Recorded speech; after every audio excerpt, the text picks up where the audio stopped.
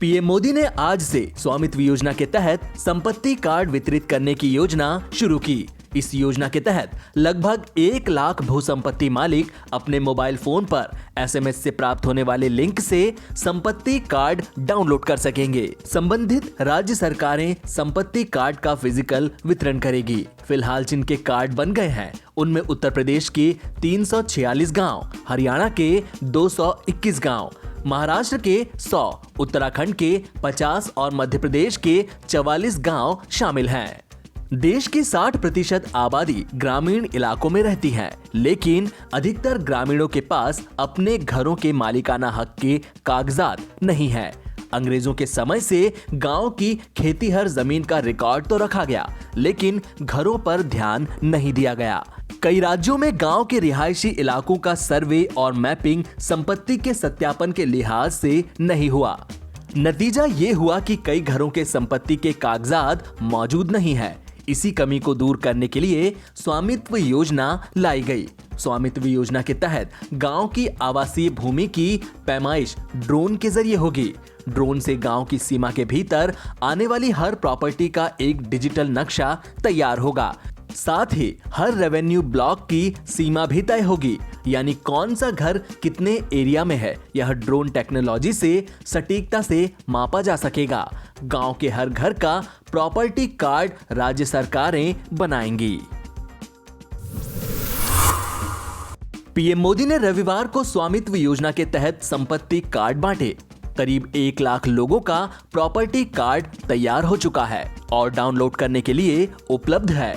PM Modi ने इस मौके पर सभी लाभार्थियों को बधाई दी और कहा कि यह योजना गांव में ऐतिहासिक परिवर्तन लाने वाली है।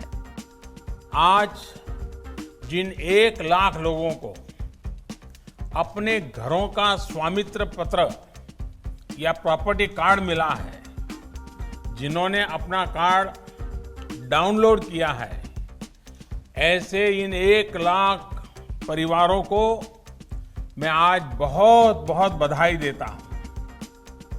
आज जब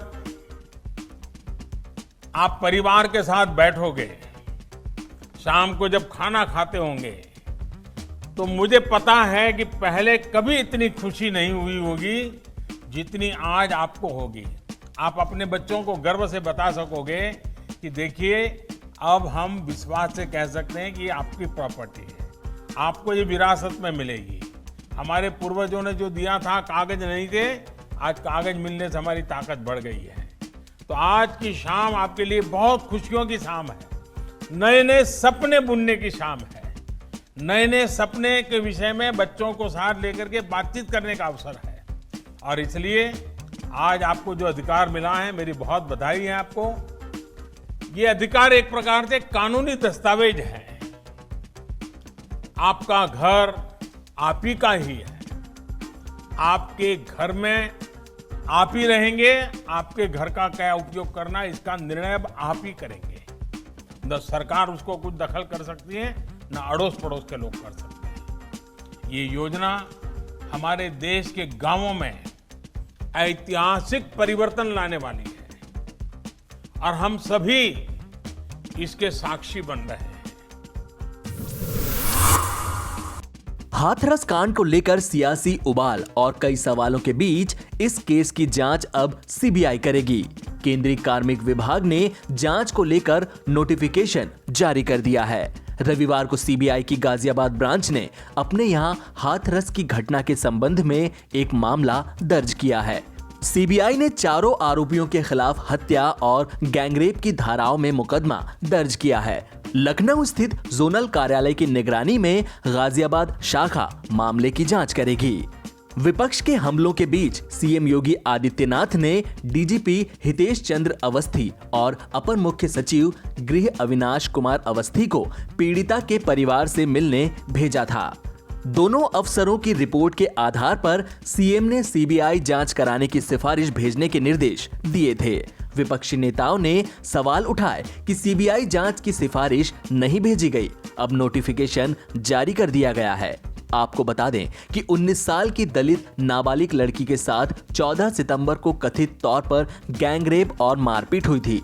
हालांकि यूपी पुलिस का कहना है कि मेडिकल रिपोर्ट में रेप की पुष्टि नहीं हुई है। शुरुआत में पीड़िता का अलीगढ़ में इलाज हुआ, लेकिन हालत में सुधार नहीं होने पर उसे दिल्ली के सफदरगंज अस्पताल में शिफ्ट किया गया। वहां इलाज के दौरान 29 सितंबर को पीड़िता ने दम तोड़ दिया। केंद्रीय स्वास्थ्य मंत्रालय द्वारा रविवार सुबह जारी आंकड़ों के मुताबिक भारत में कोरोना वायरस संक्रमण के मामले 70 लाख के पार पहुंच गए हैं। इनमें से संक्रमण मुक्त हुए लोगों की संख्या 60 लाख से ऊपर पहुंच चुकी है। संक्रमित लोगों के स्वस्थ होने की राष्ट्रीय दर 86.17% हो गई है। देश में पिछले 24 घंटे में संक्रमण के 74,383 नए मामले सामने आने के बाद संक्रमण के कुल मामले बढ़कर 70,53,806 हो गए। इसी समय में 918 और लोगों की मौत हो जाने के बाद मृतकों की संख्या बढ़कर 1,08,334 हो गई। भारत में संक्रमण के मामले 21 दिन में 10 लाख से 20 लाख हुए थे। इसके बाद ये 16 और दिन में 30 लाख, फिर 13 और दिन बाद 40 लाख और 11 दिन बाद 50 लाख के पार पहुंच गए। मामलों की संख्या 50 लाख से 60 लाख होने में सिर्फ 12 दिन लगे।